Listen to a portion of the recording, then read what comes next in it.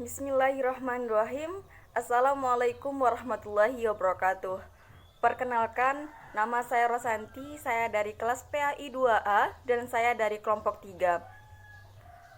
Di sini saya akan coba menjelaskan sedikit mengenai sosok yang sangat luar biasa yang saya yakin semua orang Islam di dunia ini pasti mengagumi beliau, pasti mencontoh semua apa yang dilakukan beliau. Bahkan bukan hanya itu, bahkan sejarawan non-muslim yaitu Michael Hart, dia dalam bukunya 100 tokoh yang berpengaruh di dunia, beliau menempatkan orang ini itu pada posisi pertama. Berarti sangat luar biasa sosok orang ini, yaitu ini. Baginda Rasulullah Shallallahu Alaihi Wasallam. Nah, siapa sih yang tidak kenal dengan beliau? Beliau adalah sosok inspirasi. Beliau adalah orang yang berperan penting dalam penyebaran agama Islam sampai sekarang ini. Nah, kali ini saya akan menjelaskan biografi singkat Nabi Muhammad SAW. Simak ya. Baiklah, saya akan coba menjelaskan biografi singkat Nabi besar Muhammad SAW. Nama lengkap beliau adalah Muhammad bin Abdullah. Beliau lahir pada tanggal 570 atau 570 Masehi atau bertepatan pada tanggal 12 Rabiul Awal dan bertepatan juga pada gagalnya Abraham menyerang kota Mekah. Beliau lahir di kota Mekah di bagian selatan Jazirah Arab. Nah, kota ini itu adalah kota yang paling terbelakang di dunia karena jauh dari perdagangan, pusat kesenian, bahkan ilmu pengetahuan. Ayah handanya bernama Abdullah bin Abdul Muthalib dan ibundanya bernama Aminah binti Wahab. Untuk nama Muhammad sendiri diberikan langsung oleh kakeknya yang bernama Abdul Muthalib. Kemudian dan ibu susuannya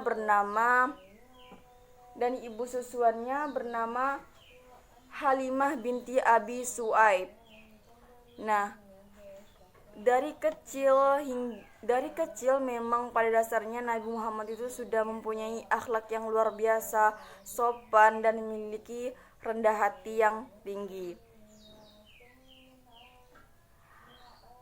Mungkin hanya itu biografi singkat dari Nabi besar Muhammad SAW. Semoga bermanfaat. Terima kasih. Assalamualaikum warahmatullahi wabarakatuh. Berdirinya saya di sini, saya akan mempresentasikan makalah kami yang berjudul Sejarah Peradaban Islam pada masa Nabi Muhammad SAW. Saya akan menjelaskan poin yang kedua yang berjudul Islam pada masa Nabi Muhammad SAW di Madinah. Saat itu Nabi Muhammad SAW menerima wahyu yang pertama di Gua Hira pada tahun 650 Masehi di Madinah. Wahyu tersebut yaitu surah Al-Alaq ayat 1-5 yang artinya, bacalah ya Muhammad dan dengan nama Tuhan yang telah menjadikan semesta alam. Dia menjadikan manusia dari segumpal darah dan Tuhanmu Maha Pemurah yang mengajarkan dengan pena, mengajarkan kepada manusia apa yang belum diketahuinya. Setelah wahyu yang pertama turun, maka menyusulah wahyu yang kedua, yang artinya, hai orang yang berkemul atau berselimut, bangunlah, lalu berilah peringatan dengan Tuhan dan Tuhanmu agungkanlah dan pakaianmu bersihkanlah dan perbuatan dosa tinggalkanlah dan janganlah kamu memperoleh yang lebih banyak dan untuk Tuhanmu bersabarlah. Wahyu yang kedua ini berisi tentang menyuruh Nabi Muhammad SAW untuk mendidik atau mengajarkan Islam,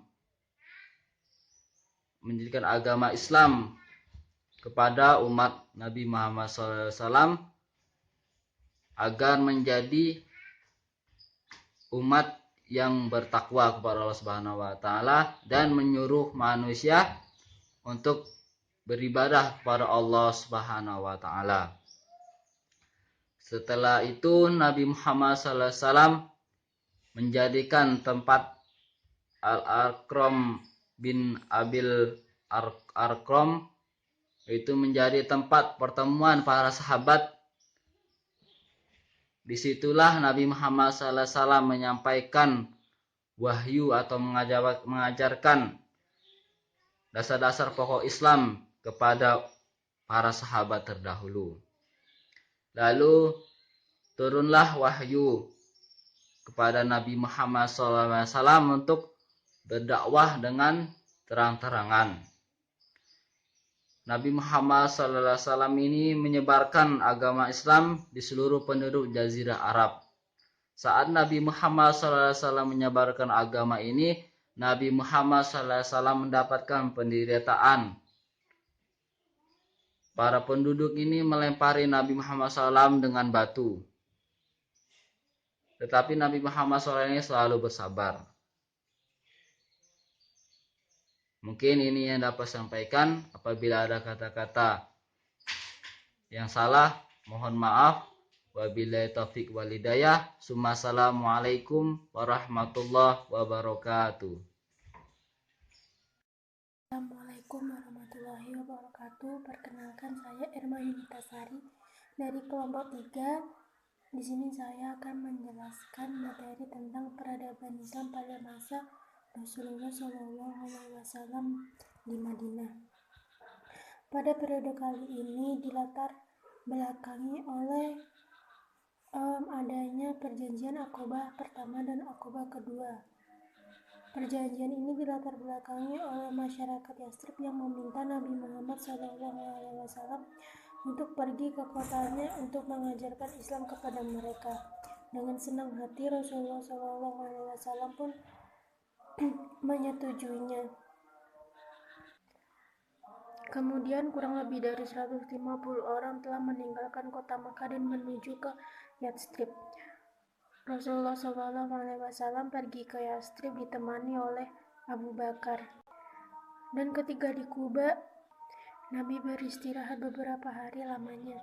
Ia menginap di rumah Kulsum bin Hindun. Di sana Rasulullah SAW mendirikan masjid pertama, yaitu Masjid Kuba. Sementara itu penduduk Yastrib telah menunggu kedatangan Rasulullah SAW.